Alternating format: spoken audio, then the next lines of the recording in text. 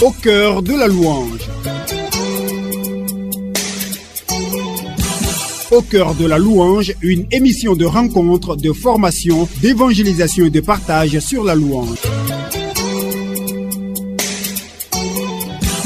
Au cœur de la louange, une émission conçue, produite et réalisée par la famille Les Voix de l'Amour et présentée par Marina Bro. Amis auditeurs et auditrices de Radio Espoir, paix et joie, nous sommes dans le temps de carême. C'est un temps favorable pour la repentance, pour la restauration, pour la réconciliation. Notre Seigneur veut nous unir encore à lui, veut parfaire notre intimité avec lui. Je suis avec Adèle Fini. Adèle, paix et joie. Paix et joie, Marina. Alors nous sommes dans ce temps de carême et le Seigneur nous emmène en eau profonde. Et c'est ce que nous allons vivre durant tout ce temps avec nos auditeurs. Alors, ce carême qui débute pour toi, qu'est-ce que ça donne déjà? Alors, on a déjà commencé. On essaie de relever tous les défis, tous les engagements qu'on a pris pour toutes les résolutions, pour essayer de se parfaire dans sa vie chrétienne. Que ce soit un nouveau carême encore, n'est-ce pas? Alors, nous allons commencer avec ce cantique de la famille Les Voix de l'Amour. Où es-tu? Dieu nous convoque. Il nous convoque et nous devons répondre par nos actes. Et je pense que c'est ce temps favorable que le Seigneur nous donne pour rectifier nos actes, afin que nous soyons comme un encens qui se lève vers Dieu, une odeur agréable au Seigneur, parce qu'il aura reconnu en son enfant quelqu'un qui suit les instructions et qui surtout compte sur la miséricorde de Dieu. Où es-tu? Avec la famille Les Voix de l'Amour.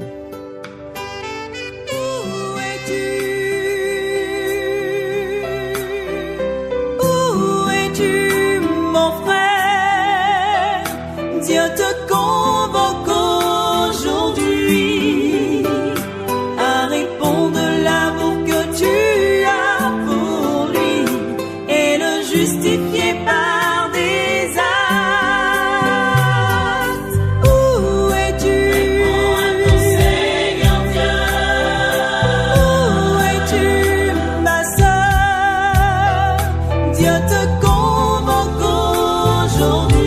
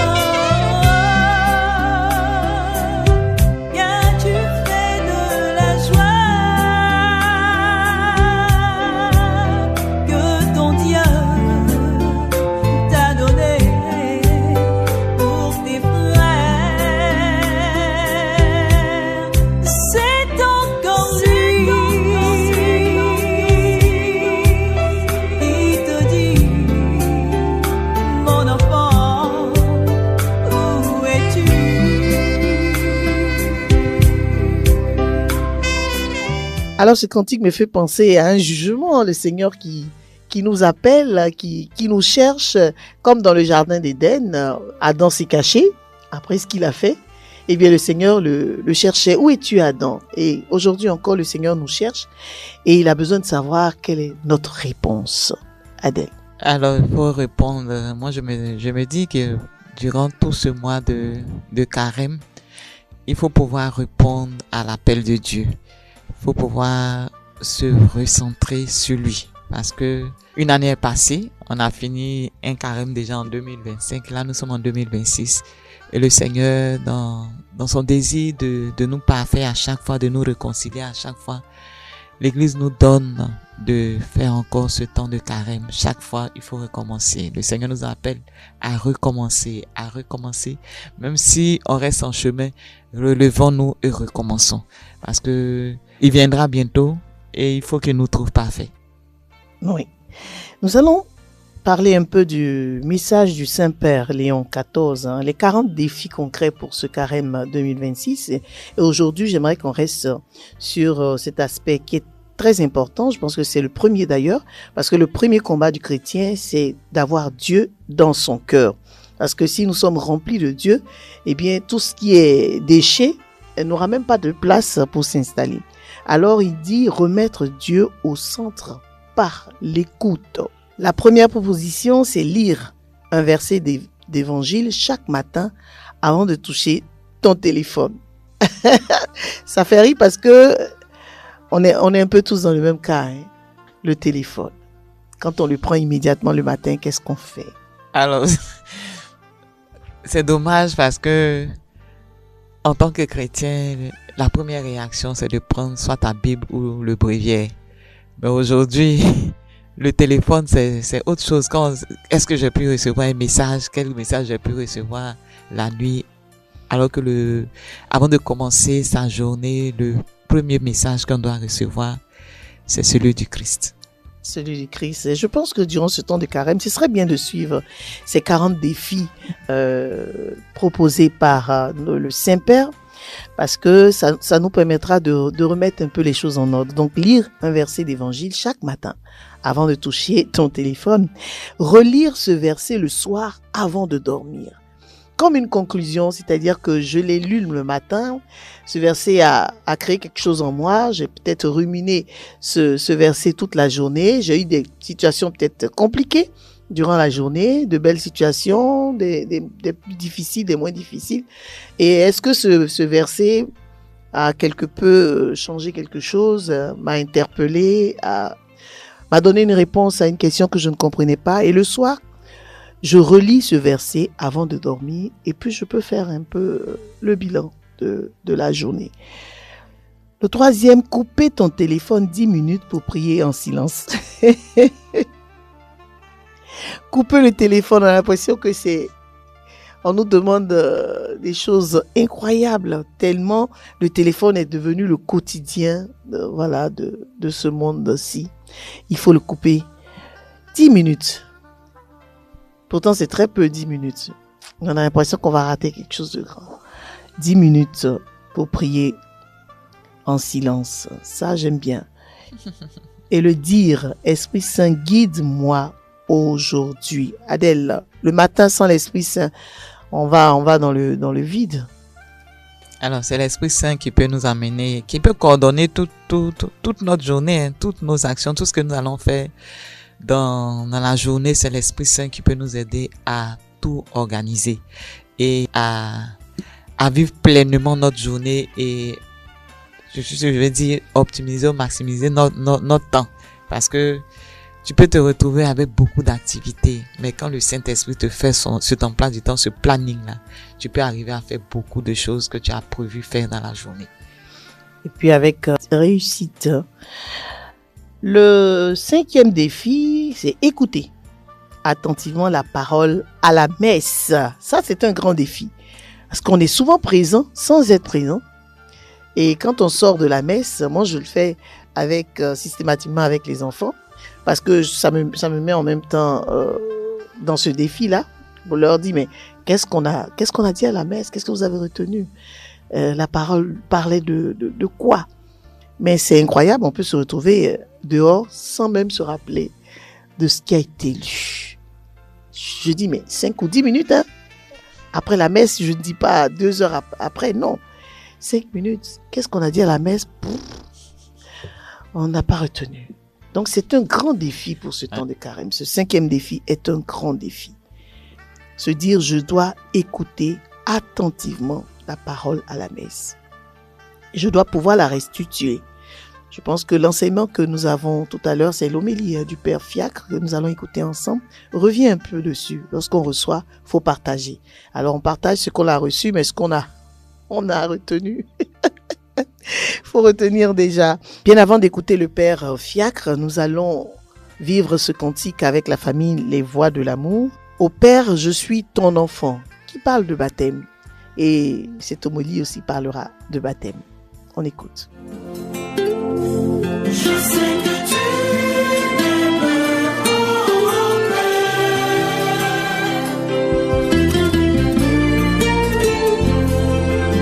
Il est grand ton amour pour moi.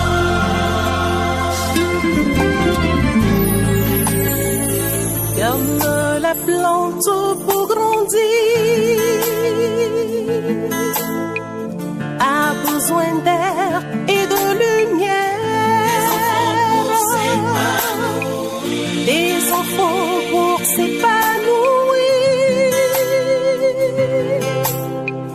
En ta parole qui éclaire ceux qui ont soif de vérité. Quand ton esprit se voit comblé,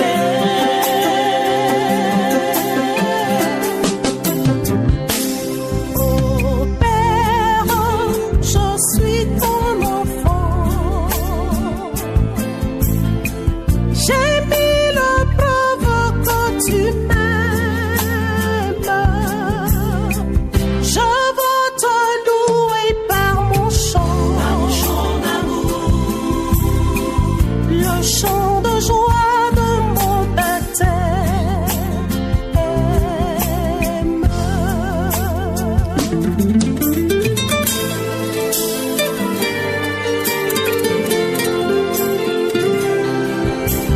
Mon cœur reconnaissant, je chante mon Dieu. L'oiseau construit pour ses petits la plus merveilleuse des crèches. Il les défend, il les nourrit, reflet d'amour dans tous les êtres. Mais Dieu se donne son papa à ce qu'il fit à son image. Au cœur de la louange. Et toute la foule cherchait à le toucher parce qu'une force sortait de lui et il les guérissait tous.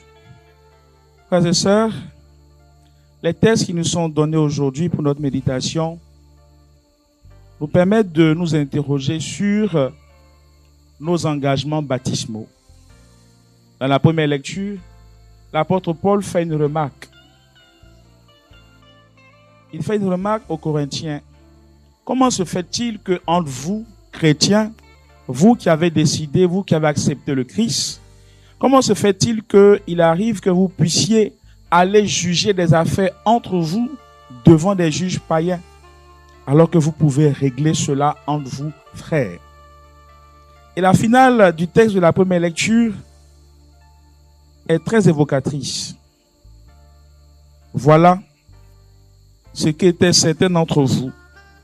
Il a fait une longue liste de ce que leur vie était avant de connaître le Christ. Ivrognes, voleurs, sodomites, dépravés, idolâtres et j'en passe. Mais vous avez été lavés, vous avez été sanctifiés, vous êtes devenus des justes au nom de Jésus-Christ et par l'Esprit de notre Dieu. Autrement dit, la vie passée par le baptême dans le Christ n'est plus la même. Et la conséquence de ce baptême, c'est que dorénavant, on est invité à marcher dans les pas de Jésus. Par le baptême, frères et sœurs, on a une rupture. Cette rupture nous donne accès à la vie d'enfant de Dieu. Si le baptême est la porte d'entrée dans le salut, ce qui va nous sauver effectivement, c'est la vie d'enfant de Dieu. La vie baptismale. Qu'est-ce qu'on pourrait dire de quelqu'un qui, après ayant reçu le baptême, rien ne change dans sa vie? Il marche, il continue ce qu'il a toujours fait. Vol, ivrognerie, comme ce que Saint Paul vient de citer. Il n'y a aucun changement dans sa vie. On ne saura pas que cet homme-là, dorénavant, qui a été justifié par le baptême et qui aujourd'hui a reçu l'Esprit, on ne saura pas que cet homme vit de l'Esprit de Dieu. Et la conséquence, c'est ce que Jésus nous démontre dans l'Évangile. Vivre de l'Esprit de Dieu, c'est déjà de le prier. Jésus se met à prier. On pourrait se dire, est-ce que Jésus a besoin de prier? Parce qu'il est la prière même. Il est le Fils de Dieu. Il est en communication permanente avec lui. Mais alors, à quoi sert la prière? Ou bien encore, qu'est-ce que la prière? La prière, d'abord, c'est d'entrer en communication avec Dieu. Et le but ultime de toute vraie prière, ce n'est pas d'avoir une guérison ou bien d'être exaucé de quelque chose. Non. Le but ultime de la prière, c'est de créer l'intimité avec Dieu. Si Dieu est avec nous, qui sera contre nous? J'ai reçu le baptême. J'ai opéré une rupture avec ma vie passée. Mais si cette rupture n'est pas nourrie de l'intimité avec Dieu, il est clair que je risque de retomber dans ma vie passée. Et Jésus lui-même, qui est le Fils de Dieu, nous en donne l'exemple. Avant de prendre une décision, et non des moindres, parce qu'aujourd'hui, il fait le choix de ses apôtres, il va sur la montagne. Autrement dit, comme dans la mentalité juive, la montagne, c'est le lieu de l'habitation de Dieu. Il va sur la montagne, il va à la rencontre de Dieu, il va à un endroit désert, il va rencontrer le Seigneur dans une intimité profonde, dans la prière. Frères et sœurs, combien de fois prenons-nous le temps de nous retirer de notre milieu ambiant, du stress du travail, de la famille, de toutes nos activités pour aller à la montagne, pour aller rencontrer le Seigneur dans un cœur à cœur avec lui. Jésus s'en alla dans la montagne pour prier et il passa toute la nuit à prier Dieu. À votre avis, cette prière était composée de quoi? Est-ce que c'était une prière de demande? Dieu, donne-moi les noms des disciples là rapidement, des apôtres là, donne-moi leur liste. Non. Il est parti rencontrer son Père. Il est parti rencontrer son Père en toute intimité, dans toute l'humilité. Nous aussi, frères et sœurs, nous sommes appelés à cultiver cette intimité avec Dieu dans la prière. Mais lorsque nous avons cultivé une telle intimité, lorsque nous avons vu Dieu, permettez-moi l'expression, dans la prière, ce n'est pas pour nous simplement. Lorsqu'on a trouvé un trésor et qu'il est bon, on le met au service de tout le monde. On le met au service de tout le monde. Et Jésus le fait. Il descend maintenant dans la vallée, à la rencontre de ses frères, c'est vrai, pour présenter les apôtres, mais au-delà, pour leur transmettre ce que lui-même, il a reçu dans l'intimité de Dieu. Voilà la mission à nous confier aujourd'hui. On pourrait dire que le texte de l'évangile concerne les apôtres, ou bien ceux que Dieu a choisis de façon particulière et consacrée. Mais non, c'est nous tous. Parce que tous nous participons au sacerdoce commun, qui est d'être saints. Or, la sainteté, c'est quoi? C'est d'agir dans le monde en ayant à cœur de ressembler à Dieu, à Jésus, de manifester le Christ en nous et autour de nous. La vallée, frères et sœurs, c'est le monde dans lequel nous vivons. La vallée, c'est le monde dans lequel nous vivons, marqué par ses blessures, marqué par ses maux, marqué par tout ce que nous connaissons, par tout ce que nous savons aujourd'hui. L'impact que nous, chrétiens catholiques, nous devons avoir dans ce monde, c'est justement parce que nourris de l'intimité avec Dieu, que nous puissions le sanctifier de l'intérieur. Que là où nous sommes, que nous puissions faire sentir le doux parfum de Jésus en agissant par notre parole, notre manière de faire, notre manière d'agir. Mieux, on pourrait dire même que on doit avoir une manière christique d'agir. Vivre comme le Christ, parler comme le Christ, agir comme le Christ et faire la volonté de Dieu toujours et partout. À ce prix, et à ce prix-là seulement, nous serons reconnus comme des témoins authentiques et de vrais disciples de Jésus-Christ. En priant les uns pour les autres ce soir, frères et sœurs, demandons au Seigneur d'augmenter en nous la foi, l'espérance et la charité, mais aussi et surtout le courage de cultiver toujours avec lui cette intimité pour que nous puissions vivre de son amour aujourd'hui et pour les siècles des siècles. Amen. Au cœur de la louange. Le Père Fiacre, dans cette homélie où Jésus appelle ses disciples, à qui, comme à Simon, il donne un autre nom même, Pierre. Alors chacun d'eux a sa grâce particulière dans cet appel et il nous rappelle encore aujourd'hui que lorsque nous recevons même le baptême, qu'est-ce que nous en faisons après? Lorsque nous recevons la parole de Dieu, qu'est-ce que nous en faisons après? Alors que nous sommes une courroie de transmission de la grâce reçue de Dieu, eh bien, on se retrouve à la croisée des chemins. Et dans ce temps de carême, il est important de se poser cette question. J'ai reçu mon baptême, qu'est-ce que j'en ai fait? Est-ce que je suis témoin? Et comment est-ce que je suis témoin? Cette homélie. Alors, moi j'ai vraiment aimé l'homélie du Père Fiacre. Et dans ce temps de carême là, il faut l'écouter et essayer de suivre un peu ce qu'il a dit. Parce que il dit quoi, le baptême ça nous engage. Il faut déjà faire une rupture avec la vie passée. Et pour pouvoir arriver, il faut toujours être en communion avec le Seigneur. Et pour avoir cette communion avec le Seigneur, on ne peut l'obtenir que dans la prière. Dans la prière, la méditation. Et le temps de carême, c'est un moment, puisque c'est les trois pays, il y a la prière qui est au centre de tout. Il faut mettre la prière, venir se recentrer sur le Christ, comme je le disais tout à l'heure, pour pouvoir vraiment obtenir beaucoup d'enseignements par ces différents versets que nous allons lire, comme le pape nous le conseille, et les méditer, les ruminer pour nous aider à changer ce qu'il a changé et ne plus retomber encore dans cette vie ancienne qui doit être une rupture. On doit faire une rupture par le baptême. Donc, il faut s'y mettre tout au long de ce mois de carême.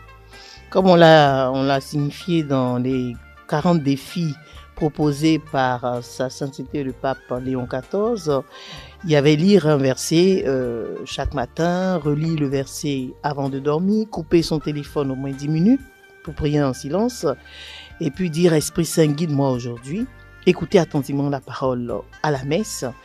Et le 6e défi qui va venir comme confirmer que nous avons écouté et que nous avançons vraiment avec le Seigneur, c'est écrire une phrase de la Bible qui te parle. Parce que c'est une formation. Nous avons l'obligation de restituer ce que nous apprenons, mais il faut pouvoir avoir une discipline pour se former, s'auto-former déjà. J'écoute la parole de Dieu, il y a forcément un verset qui me marque, qui me parle, et je l'écris. Et ça, c'est le 6e défi. Je l'écris. Et le 7e, regarder Jésus sur la croix et lui parler une fois par semaine. Regarder Jésus sur la croix et lui parler une fois par semaine. Je sais que nous avons ce temps d'adoration chaque jeudi dans toutes les paroisses. Et c'est bien l'occasion aussi de regarder Jésus pendant un moment. Si toute la semaine on n'a pas eu ce temps-là, le jeudi, il faut trouver une paroisse, entrer et regarder Jésus qui est là, présent. Et juste à côté, il y a forcément Jésus sur la croix. On va lui dire voilà ce que nous voulons échanger avec lui. Et ça, c'est le 7e défi. Alors le 8e, sa sainteté nous dit passer quelques minutes devant le Saint-Sacrement, comme tu le disais tout à l'heure. Exactement. Et le 9e, supprimer une influence qui nous éloigne de Dieu. Ça nous guette tous à regarder et puis supprimer une influence qui t'éloigne de Dieu. Parce que souvent, pendant que tu es à la messe, mais tu ne penses pas vraiment à ce qui se passe à la messe. Tu penses soit peut-être même au partage après, pour ceux qui peuvent rester. Mais tu penses surtout au feuilleton qui est en train de passer et que tu risques de rater si tu traînes juste après la messe. Donc du coup, si on se retrouve devant une homélie qui dure, non, là c'est pas qu'on ne suit pas, mais on se plaint. On se plaint parce qu'on a quelque chose d'autre à faire. Et ça nous éloigne de Dieu. Il faut l'identifier. C'est très subtil, hein. Il faut l'identifier. Et moi, je pourrais ajouter aussi que au niveau du téléphone, c'est l'occasion, hein. Il y a certaines applications qu'il faut supprimer. Elle devient comme une drogue. Voilà, ça c'est la réalité. Une application qui devient comme une drogue. Il faut s'en séparer. Voilà, il faut s'en séparer. Ce n'est plus une utilité. Si elle est utile, d'accord. Mais si elle devient une drogue, voilà, il faut s'en séparer. Et la 10e recommandation, le 10e défi. Le 10e défi, écouter un chant chrétien au lieu d'un contenu vide. Et comme on se fera du bien avec un chant chrétien, ça transforme toute la journée. C'est une louange. Et la louange débloque tout. En début de journée, écouter un cantique. Je sais que, voilà, c'est là que notre téléphone peut nous servir, hein. On a toute une série de chants d'adoration, comment commencer sa journée, parce que c'est une prière. La louange, c'est une prière. Et ça, c'est un défi qui peut être facile à relever. Il faut juste faire attention. N'est-ce pas? Ouais. Comme on le dit, chanter, c'est prier 2 fois. Prier 2 fois. Alors, amis auditeurs, nous avons pris plaisir à partager ce moment avec vous. Surtout durant ce temps de carême, il faut simplement laisser le Seigneur habiter notre cœur. J'ai soif de ta présence, faut le dire. Est-ce que nous avons soif de Jésus? Dieu nous a fait pour lui, alors remplissons-nous de lui et le reste fuira. Adèle, le contact de la famille avant qu'on ne se sépare de nos auditeurs, ça nous permettra nous aussi d'avoir un lien avec nos auditeurs puisque nous avons une actualité qui bouge, qui change. Et donc pour suivre un peu la famille, il faudra simplement appeler à ce numéro pour plus d'informations. Le 07 77 86 79 21. 21. À la semaine prochaine.